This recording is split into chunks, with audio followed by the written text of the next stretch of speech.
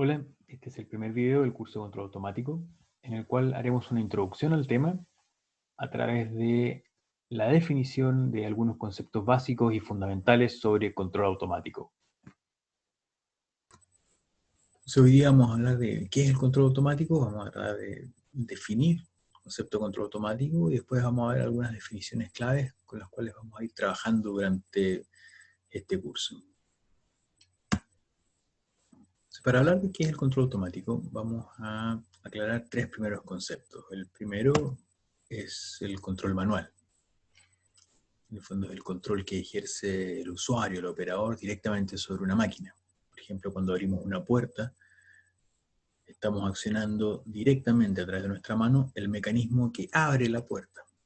No hay una intervención de otra máquina entre medio. El ejemplo más claro, por ejemplo, podría ser la dirección del auto.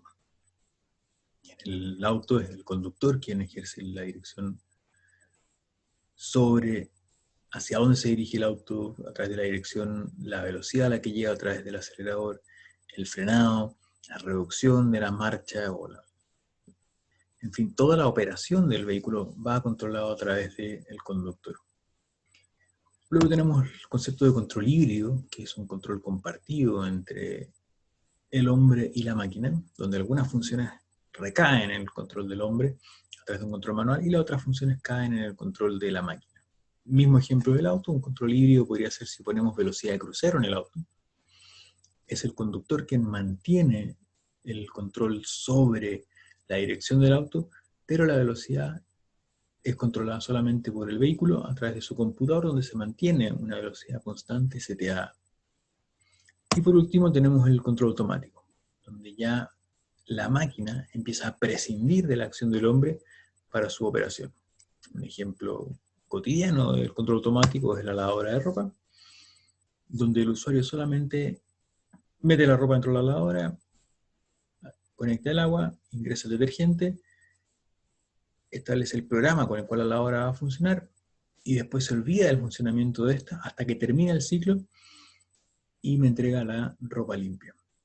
En este momento es control absolutamente automático, es decir, la lavadora funciona por sí sola sin necesidad de la intervención del hombre durante su ciclo de funcionamiento. Con estas definiciones podemos ya empezarnos a preguntar, ¿dónde hay control automático? Y muchas veces hemos escuchado hablar del piloto automático en los aviones, es decir, que vuelan prácticamente solos, donde el piloto es un supervisor de la acción del avión, ¿bien? Donde a través del establecimiento de puntos de paso o de trayectorias, ya el avión vuela en forma automática. Un objeto cotidiano como el tostador de pan, el tostador eléctrico, donde uno ingresa el pan, presiona un botón y al cabo de un tiempo el pan sale tostado en el punto al cual uno lo necesita. Un ventilador, a través de botones uno selecciona la velocidad a la cual quiere que gire este ventilador y esa velocidad se mantiene constante a lo largo del tiempo a través de un sistema de control. Y por supuesto tenemos sistemas de control automático en la industria donde se controla todo tipo de procesos, como por ejemplo hornos, plantas de procesamiento, correas transportadoras, aire acondicionado y un sinfín de otros procesos que tienen lugar en las plantas industriales. Por lo tanto, control automático hay en prácticamente todos lados. Ahora, resumiendo un poquito el control automático, yéndonos a la parte más técnica, el sistema de control automático de cualquier maquinaria es un sistema de control que permite procesar información que se obtiene a través de sensores, estos elementos que me permiten incorporar información a mi maquinaria. Estos sensores pueden ser tanto externos, que traen información desde el medio ambiente, como internos, que traen información desde de la misma máquina. Esta señal se procesa y a través de elementos conocidos como actuadores, el sistema de control ejecuta acciones de control, es decir, las tareas que va a realizar la máquina, las realiza a través de estos actuadores y finalmente se produce esta interacción de mi máquina con el medio ambiente para ejecutar su tarea.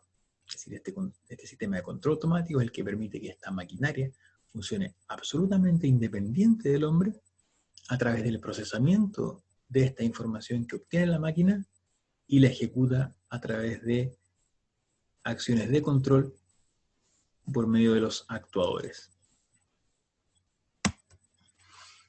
Resumiendo en este diagrama de bloques, vemos que mi sistema de control automático necesita una orden de entrada, que en el fondo es el comportamiento deseado. Si nos fuéramos al sistema de velocidad crucero de un vehículo, aquí le estaríamos diciendo a qué velocidad quiero que vaya. Establecemos una velocidad máxima, el computador la programa, ¿esto? Y le envía estas señales de control hacia los actuadores, que en este caso sería la bomba de combustible o el sistema de inyección de combustible del motor, en el cual va a permitir que mi motor se mantenga girando a una velocidad determinada para obtener esta velocidad que estamos pidiéndole al sistema que mantenga. Y a través de acciones de control, estos actuadores van a hacer que mi proceso, es decir, mi vehículo, se desplace a la velocidad deseada. Y esa va a ser la salida, ese comportamiento real, que es la velocidad a la cual se desplaza el vehículo.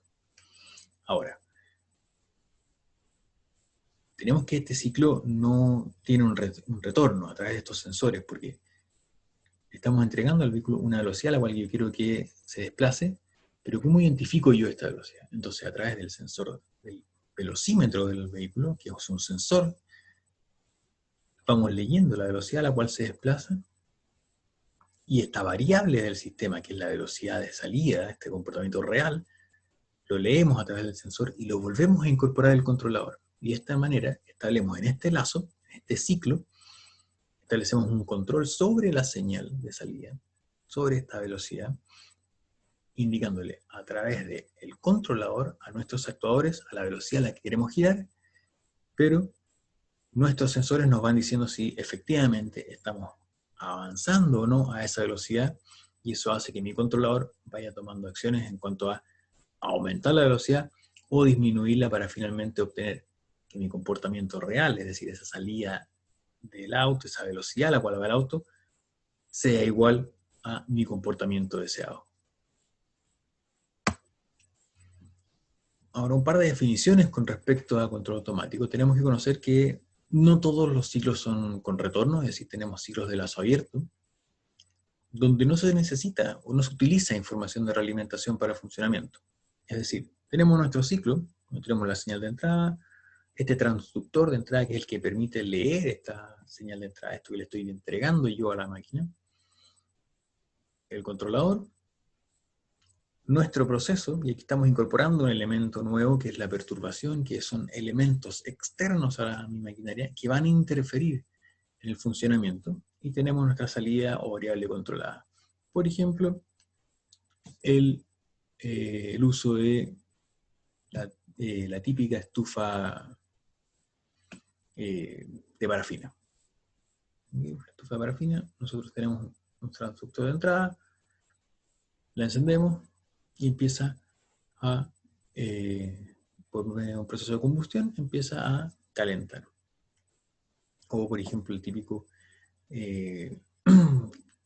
calefactor eléctrico, el ventilador con calefactor. En el fondo empieza a lanzar aire caliente, que es el proceso que estamos ejecutando.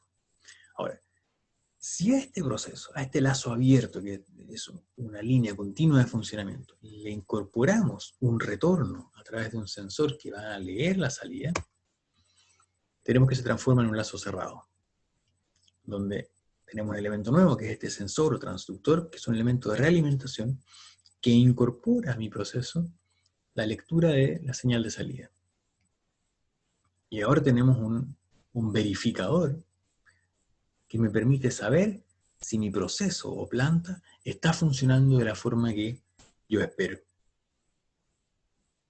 Y aquí tenemos nuevamente el caso de la estufa, pero con la temperatura controlada. Es decir, con un termostato, por ejemplo, que me puede decir, mantengo mi temperatura a 20 grados Celsius, y una vez que llego a los 20 grados Celsius, no necesito seguir calentando, sino que solamente mantengo temperatura.